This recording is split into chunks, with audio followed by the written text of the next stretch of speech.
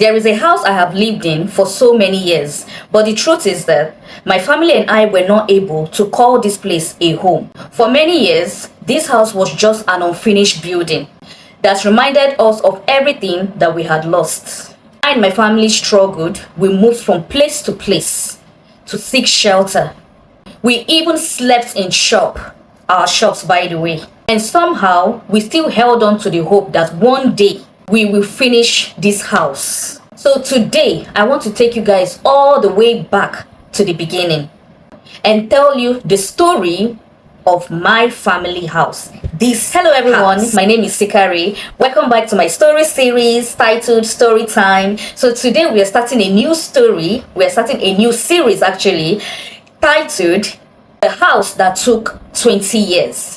Welcome back. If this is the first time here, you are welcome. If you've been here before, I am so glad you are here. Thank you for stopping by, and thank you for always stopping by. For those of you who have been following this series so far, I really appreciate you. I thank you for your shares, your like, your comments and everything. Sikari is very grateful. Let's get right into the video. There is no way I would tell you guys this story without giving you the basic background history of how we got here. So bear with me. You are going to actually hear everything about this story. I'm not going to leave anything out. So I just want you to understand this story. So I'm going to start from the basics. So in the year 1990, my parents, that's my dad and my mom, got separated. When they got separated, my mom had to come back home to Enugu with us. We were three. That's me, Paul, and Bartholomew. Sikari, Paul, Bartholomew. So we came back to the village. So because of the kind of breakup she had with my mom, she didn't want to get into any relationship or anything. But as time went on, my grandma asked my mom, because my mom was still very young then, I think she was already 25 or something. So my grandma asked my mom to get us, you understand, to come stay with her in Kogi State so that she can start her life again, which she did. So she took us to Kogi State, and then she was now living here. So she was living here, and then she met a man. She met my stepfather. So when she met him, she liked him above every other person who have ever come, because even though she already had kids, she was still looking very good. She was still young because she actually married my dad at a very tender age, you understand. So she was still looking fresh and young and sweet and all that. So when she met my stepfather, she said she just knew that she loved this man, that this is the man she would want to be with, because they actually dated for some time. The way he treated her and everything, she knew she would not get it wrong this time around. She was so certain about that. So in the relationship progressed, and my stepfather asked her to marry him. So because she already had 3 children, his family were against it. They were like, how can a single guy like you go and marry a lady who has 3 children? But he insisted. My stepfather fought and fought and fought. Not just his own family, even my own family. In fact, why would I say my uncle? My mother's uncle was even against it. He even tried to discourage my stepfather not to marry my mom. He said, because my dad is a major in the military, Nigerian military, he said my dad had not collected his bride price, that if my stepfather should marry my dad, my mom, that my dad was going to come with gun and shoot him. This was everything he was trying to do to jeopardize the relationship, okay? But my stepfather insisted because he loved my mom so much. So my stepfather came to my mother's family. He made his intention known to them. They were happy, she was getting married again. And this time around, she was getting married to somebody from the same village, somebody that they know that, was a good person. They've never heard any bad story about him. Okay, the only bad story that they think is a bad story is that he fights a lot, because my stepfather is a very quiet person. Don't look for his trouble. He will not look for your trouble. So that was the only thing. Okay, some people even told my mom that, you want to marry this guy that is always fighting. This guy that is, they don't know that my mom herself is even a tigress. That was a story for another day. So they told her, you want to marry this person, this one and that one. But behind, his family was fighting him. They were fighting him not to marry this lady, which is my mom, you understand. But he insisted that he loves this lady. That has he ever brought anybody back home that he wants to marry? Then why can't they just accept this one that he loves and he wants to marry? But to cut the long story short, in the marriage aspect, My stepfather married my mom. My stepfather married my mom. Things were going well. Okay, I think before the marriage, he actually put her in he put her to learn work, you know, the way that they used to go and learn work now, not school. He put her to learn hairdressing, and my mom already knows how to make hair before she can braid, so it was easy for her to go to that line of business. So after she learned, then they got married, and then he now opened a big shop for her. So in that shop, she had the shop, the main shop, which is inside, let's say behind now is the main shop. Then in front of the shop, my stepfather was doing his own business, which was he was a welder. He wears iron, you know, welder now, those ones that wear glasses and wear things, you understand? And he sells fuel, he sells gas, he sells crude oil. Those were the things that he was selling. So in that business area, everything was going on well. Ah, my God, I remember then I was young, but I remember everything, because even I myself, I was handling where my stepfather also has a video club. You know, that time video club is you know, you come to rent, you understand? So I was the one in charge of the video club then. So life was good then. I was happy to see my mom happy. Okay, I was very happy to see my mom. Okay, I actually started doing this when I came back. So they've been married for some time now. They got married when I was not around. I was living in Lagos, because after my parents separated, my mom brought us back. I went to Kogi State. From Kogi State, I went to Lagos to live with an uncle and auntie of mine, to help them carry their babies, you understand? So I was in that Lagos living with somebody for 5 years. And then in the year 2005, when I came back, 2005, right, or 2015?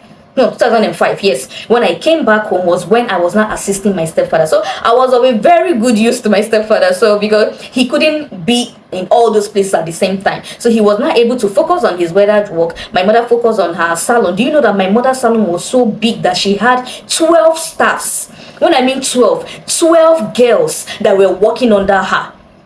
The salon was so big. When you get there, like when you get there to make your hair, there is always somebody to make your hair. I remember one of her best staff then, Auntie Ngozi, now she's married. Nkiru was like the second, you understand? Nkiru till today, Nkiru is still a good person. She still loves my mom.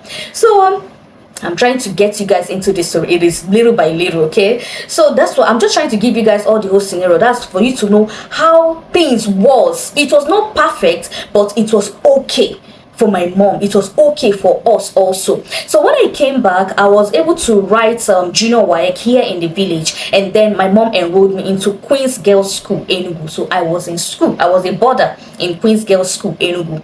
So let's get into the main story now. So in this process, life was going on, everything was sweet, there was money. You know, there's no time you come back home, you will not see money. My mother will give you money, my stepfather will give you money. So life was okay until one unfortunate day. Onyedikachi, my brother, who is our last born, I think he was around I don't know how, I think months old or maybe a year or something.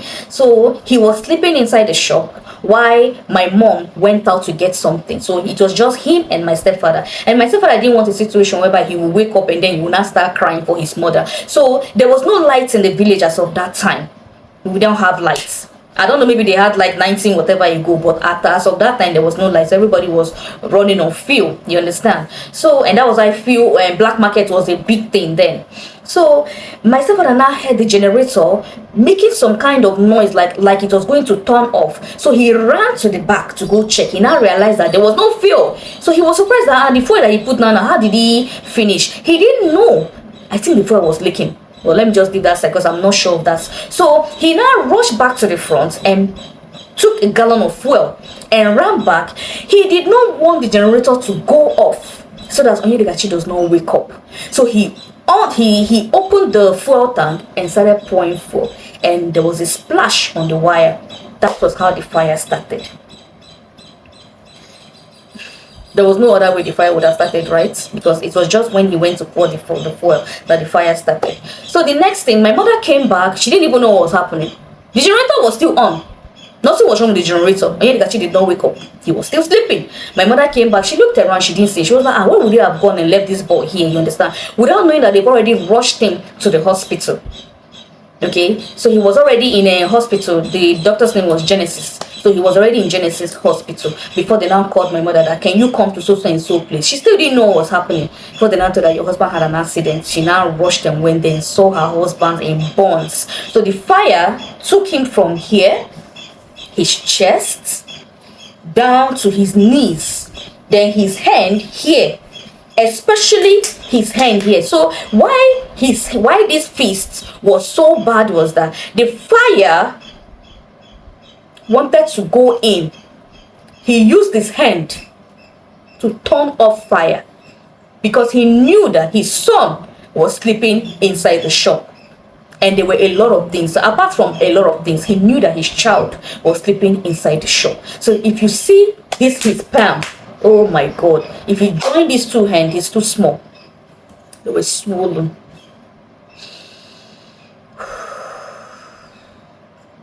So from there, the doctor treated him. Doctor tried his best and told him they can't do this.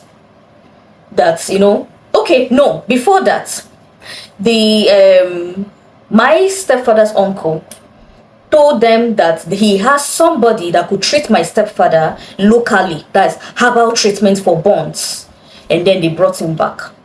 So that's burns. Now when they brought him back, the person comes to apply those things he applies. Now if he applies, he will go. I think the man was supposed to be coming every 2 days or 3 days. The man, so there was a time the man did not come. I don't know whether I think he skipped like 2 or 3 days. I don't know how long. So that it's herbs. Now I think the thing decayed. I don't know what happened, but all we heard is that the wound has been infected with tetanus. You understand? So we now carried him, rushed him. My mother carried him and rushed him to Enugu.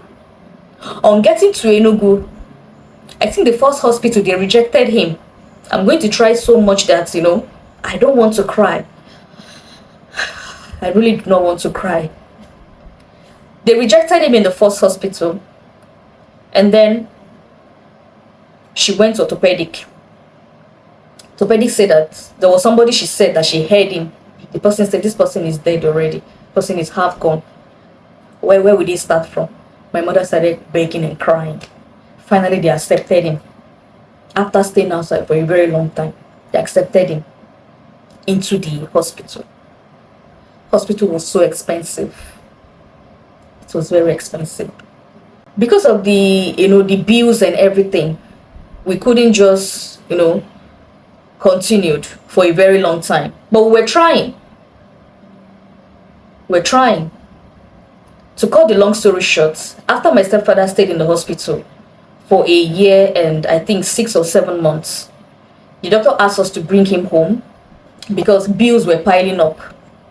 Doctor asked us to bring him home so that we could be coming to the hospital from home. It would be less cheaper. It would be more cheaper for us. We brought him home. He was looking better. He was feeling better. But I don't know what happened. Sometimes you could hear only him talking inside the room. And then if you come, sometimes if I come in, he will tell me, Amaka, did you see those people that just left? I'll say, which people? He said, the man and the woman that just left. I will look back and I said, did I miss them? That's what I was saying in my mind. I was very young then. I said, but I didn't see anybody. He said, you didn't see that man and that woman? I said, no, I didn't see them. I said, that they said they came to visit him or that they've not seen him since. That's why they came to visit him. And then, apart from all those things that was happening, sometimes, after they finished dressing the wound, we're back from hospital, so we had somebody, I don't know if it was that doctor, but I know that they were coming to dress the wound. So, if you finish dressing it and he goes out, you might be hearing screaming. If you come, you will see him. He has torn all the plaster, everything they did. He would tear it. And at that time, you can't hold him. I'm just seeing everything in my eyes, how he was looking. You can't hold his hands because he's fighting. He would tear everything. He will open up the whole wounds. Then, when he comes down, he will not ask you what happened. He doesn't know what happened. You tell him nothing. You call the person, but they will dress the wound again. So the wound wasn't really, it became worse. We can't take him back to the hospital because we don't even have that money again. At the end of the day, 3 days before I went back, no, the morning I was going back, that was on Friday, I was going back to Enugu because I had to come out of Queen's School because there was no longer money to pay my hostel, my, and, to continue my school fees and everything. So I had to come out from the boarding school. I started attending GC lesson and WAEC lesson, all those things outside. And then I told him, I went inside to tell him that I was going back to Enugu. He now called me. He said he wants to beg me for something. I said, what? He said, do not say you and Junior, that's Christian, and Emmanuel, that's my two younger brothers, are not the same father, and you turn your back on them tomorrow. I was like, I will never do that. He said I should promise him that I will always look after them. I said I will. He said I should never leave, that I promise I will not forget them. I said I won't. He said okay, I should take care. That was how I left. I told him to get well. I left. 3 days after that day, my mother called me crying that he was dead.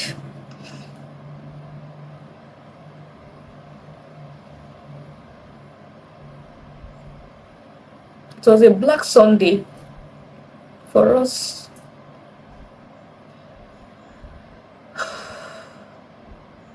He was gone. He suffered. When I mean somebody suffered, he fought. He really fought.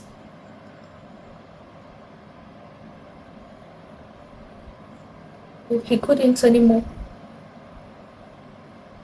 When I say somebody fought, someone that have been on bed for a year plus, he had sore.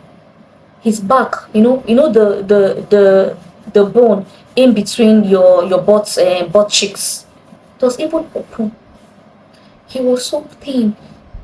He was fighting. He fought. Anybody that knows my stepfather in this village will know.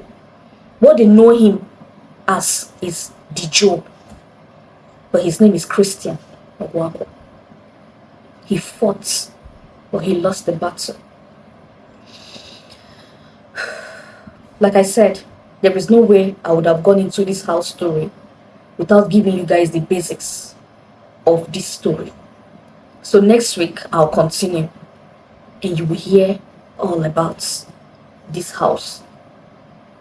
I'll see you next week. Thank you for always stopping by. I love you.